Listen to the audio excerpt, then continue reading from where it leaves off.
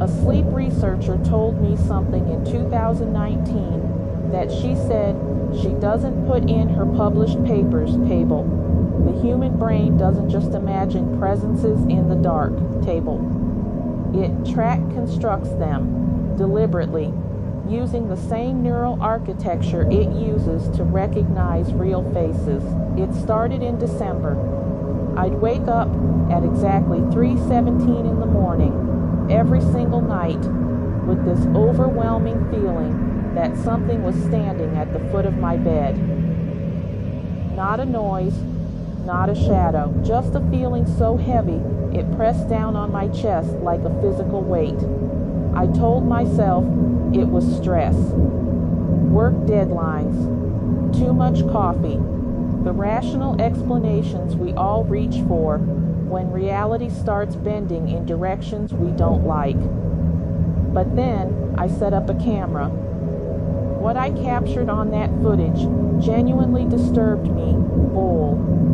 Not because it showed a monster, not because I saw a ghost, but because of what the science actually says about what was happening to me. And this is where it gets truly unsettling.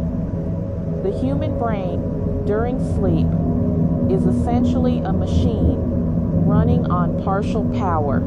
Your prefrontal cortex, the part responsible for logical thinking, goes nearly offline. Meanwhile, your amygdala, the fear processing center, stays hyperactive.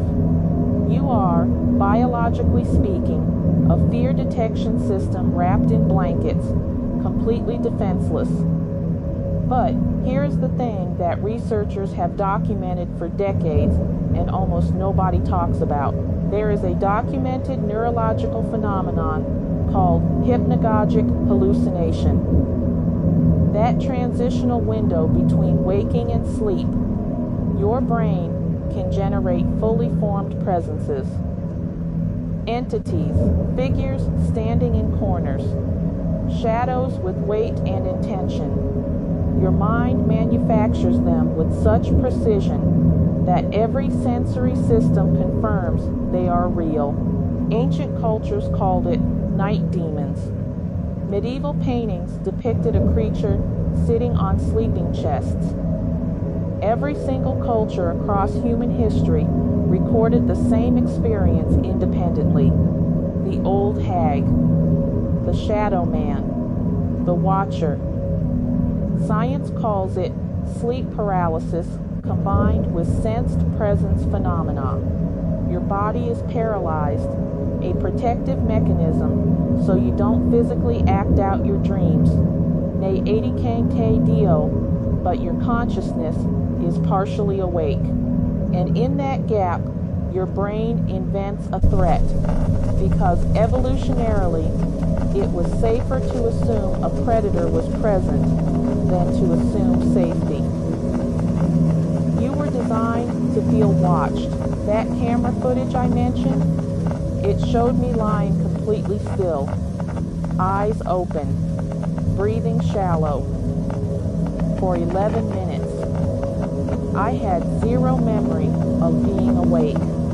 My body was in full sleep paralysis while my brain was generating an experience so vivid I remembered every detail the next morning. Here's what nobody tells you about this phenomenon. The more you fear it, the more frequently it occurs. The anxiety creates the very condition that produces the experience. It is a biological feedback loop that your own nervous system builds and maintains. Once I understood that, the nightly visitor started fading.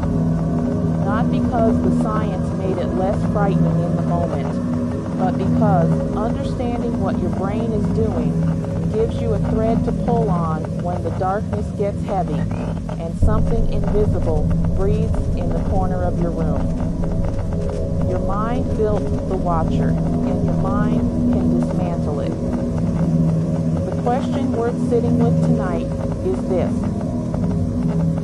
what else has your brain constructed that you've accepted as completely real?